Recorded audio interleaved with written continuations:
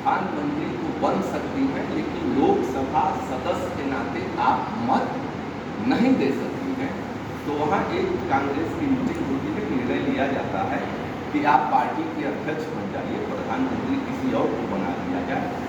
संजय गांधी हस्तक्षेप करते हैं और आपातकाल की पूरी रचना तैयार होती है और 26 जून आज रात्रि को लोकतंत्र की हत्या करके एक काला अध्याय भी दिया जाता है और आपातकाल को लागू कर दिया जाता है। उस समय बड़ा मशहूर कारकुन था, वो कारकुन निकला था 5 टर्म में, फखरुद्दीन अली अहमद था, भारत के राष्ट्रपति रहते हैं, उनसे दस्तखत करा लिया जाता है। वो बड़ा चर्चित कारकुन था, 5 टर्म में नहाते हुए दस्तखत कर लेते और बड़ा इंडिया टुडे वगैरह का तो सब समय निकला था। तो अब आपातकाल क्या है, थोड़ा सा हम लोगों को इस बात को भी समझना चाहिए कि आपातकाल 3 परिस्थितियों में लगता है। एक तो बेबीसी आक्रमण हो जाए तो आपातकाल लगता है, अगर विप्लव हो जाए, सशस्त्र विद्रोह हो जाए तो आपातकाल लगता है, और एक परिस्थिति कि देश में अशांति हो जाए तो भी आपातकाल लगेगा। लेकिन अब इस तीसरे लाइन पैरा को निकाल दिया गया। तो धारा 352 के तहत राष्ट्रपति आपातकाल लगा सकता है। आपातकाल लगाने के बाद 30 दिन के अंदर उसको अपने मंत्रिमंडल से, जो मेंबर हैं पार्लियामेंट और राज्यसभा से, उसको अनुमोदन कराना होगा। अब ऐसा नहीं, कुछ लोग मिलकर आपातकाल लेंगे, ऐसे तो काम नहीं चलेगा। तो 10 लाख पर जो एक सांसद होता है, तो जब पार्लियामेंट उसको अनुमोदन करती है तो माना जाता है कि ये देश का विचार है, क्योंकि वो हमारे आपके द्वारा ही चुना हुआ मेंबर ऑफ पार्लियामेंट है। तो इसमें एक आपातकाल लगता है। और दूसरी चीज धारा 356, राज्य में विप्लव हो, राज्य अस्थिर है, राज्य ठीक से नहीं चल रहा है, उसमें धारा 356 का उपयोग करके इसमें भी आपातकाल लगाया जा सकता है, राज्य को बर्खास्त किया जा सकता है, जिसका सबसे अधिक उपयोग कांग्रेस सत्ता में ही हुआ। और तीसरा आपातकाल है वित्तीय आपात, उसमें राष्ट्र दिवालिया हो जाता है। जब राष्ट्र की आर्थिक स्थिति खराब हो जाती है तो उस समय भी एक आर्थिक आपातकाल, वित्तीय आपातकाल राष्ट्रपति लगा सकता है। उसमें कई चीज़ें हैं, आप किस सीमा तक धन को निकाल सकते हैं, आर्थिक क्राइसिस से कई चीज़ों पर फाइन लग जाते हैं, ये सारी चीज़ें हैं। और अपने राष्ट्र को खड़ा करने के लिए बहुत से पावर उसमें मिल जाते हैं। आर्टिकल 19 जिसमें हमको पूरा अधिकार है आंदोलन करने का, सभा बनाने का, मीटिंग बनाने का, अपनी आवाज़ को उठाने का, जैसा आज हम लोग करते हैं। तो आपातकाल लगने के बाद ये सारी चीज़ें, हमारे मौलिक अधिकार समाप्त हो जाते हैं और बिना कारण बताए गवर्नमेंट हमको गिरफ्तार कर सकती है, हमको निरुद्ध कर सकती है। तो 25 जून 1975 को अर्धरात्रि में जब आपातकाल लगता है और 26 जनवरी को रामलीला मैदान दिल्ली के अंदर जयप्रकाश नारायण के नेतृत्व में एक बहुत बड़ी सभा का आयोजन होता है। उसमें बहुत बड़ी भीड़ उसमें आती है। उसमें जॉर्ज फर्नांडिस हैं, आडवाणी जी हैं, अटल जी हैं, तमाम संयुक्त सोशलिस्ट मोर्चा के नेता के नाते जयप्रकाश जी ने उस आंदोलन को चलाया, गुजरात से लेकर बिहार से लेकर के, और पूरे राष्ट्र के अंदर एक युवा शक्ति, छात्र शक्ति इसमें प्रचंड वेग से खड़ी होती है। और अपने अध्यक्ष जी बता रहे थे, तो उस सभा का शुभारंभ ही जयप्रकाश जी ने रामधारी सिंह दिनकर के इसी कविता से किया था कि सिंहासन खाली करो जनता आती है। इससे इंदिरा जी भयभीत हो गई और लोकतंत्र की हत्या करके एक काले अध्याय का शुरुआत उन्होंने इस देश के अंदर किया। और देश के अंदर बहुत सी उसमें गिरफ्तारियाँ हुई, उसमें से हमारे जिले में भी और बिहारी चौबे जी, रामकृष्ण तिवारी जी, अपने तिलौली में भी बहुत से लोग हैं। और एक चीज़ आपको बड़ा आनंद आएगा, माननीय तीरथ जी हैं और बिहारी चौबे जी हैं, इन पर आरोप लगाया गया कि ये लोग सरकार के साथ असहयोग कर रहे हैं, सभा मीटिंग और भाषण कर रहे हैं कि सरकार को लगान बनकर मत दो, सरकार को गिराओ।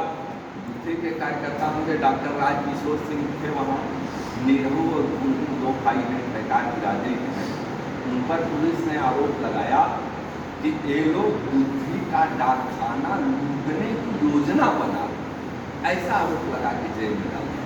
हमारे पिपरी में कुछ लोग थे, उनके ऊपर आरोप लगाया कि ये लोग रेलवे ट्रैक उखाड़ रहे, अभी तो कैटा और फरसा दिखाया हो गिरफ्तारी। कुछ लोग अंधेरे का लाभ उठा के भाग गए, लेकिन ये 3 लोग पकड़ लिए।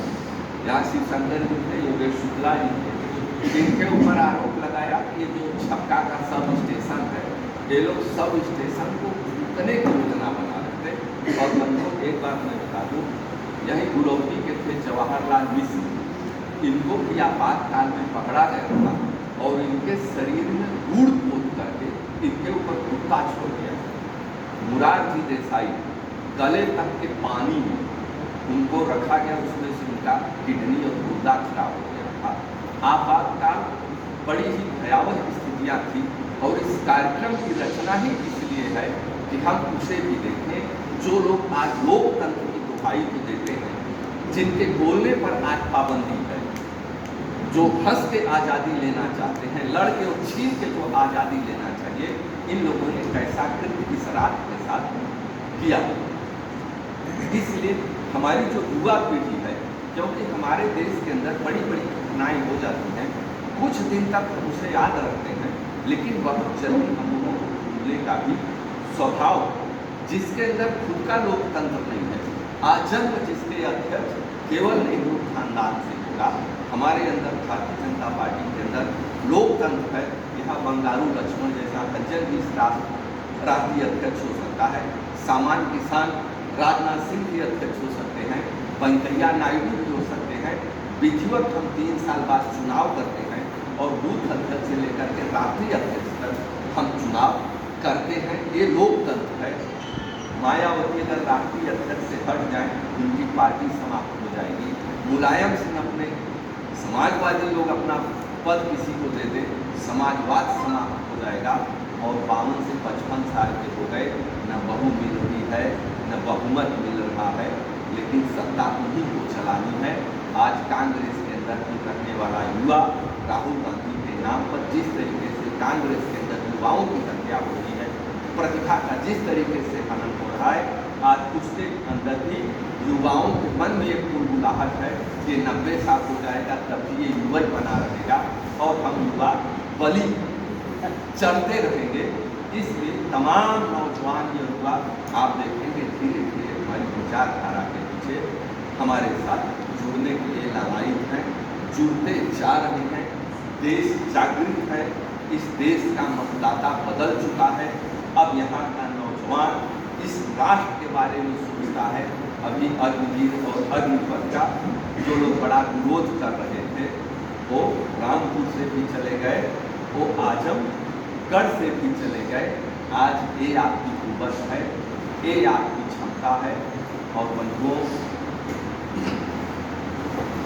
ये आपातकाल जो काला अध्याय है, 24-24 महीने जिन लोगों ने जेल की यातनाएं सही, और आज इस धरती पर अगर राष्ट्रीय स्वयंसेवक संघ है, जनसंघ इस सत्ता को उखाड़ फेंकने के लिए जनसंघ ने अपनी आहुति दे दी, जनसंघ को ही समाप्त कर दिया।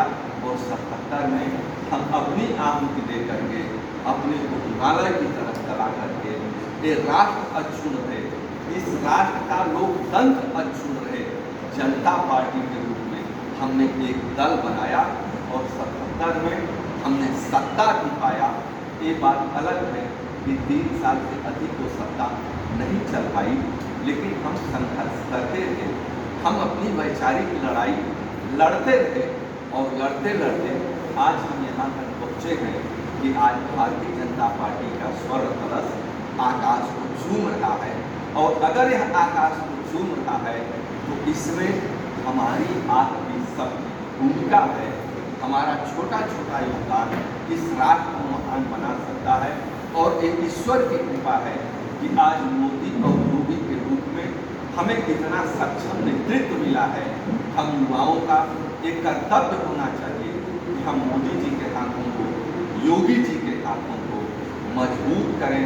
हमें बहुत नहीं करना, हम जहाँ रहते हैं उसी गांव को, उसी इकाई को अगर हम हिंदू राष्ट्र मान के काम करना शुरू कर दें तो बंधुओं, निश्चित रूप से भारत पुनः सोने की चिड़िया होगा, पुनः विश्व गुरु बनेगा, ऐसा अपने मन में विश्वास है। और हम समझ रहे हैं कि आज के इस अवसर पर इतना पर्याप्त था। और आप सब लोगों का आदर अभिवादन करते हुए और प्रभु श्री राम से कामना करते हुए आप सब लोगों के जीवन में मंगल हो, आनंद हो, सुख आए, समृद्धि आए, आपका विकास हो, आप यशस्वी बने, इसी के साथ मैं अपनी वाणी को विराम दूंगा। जय भारत, जय भारत।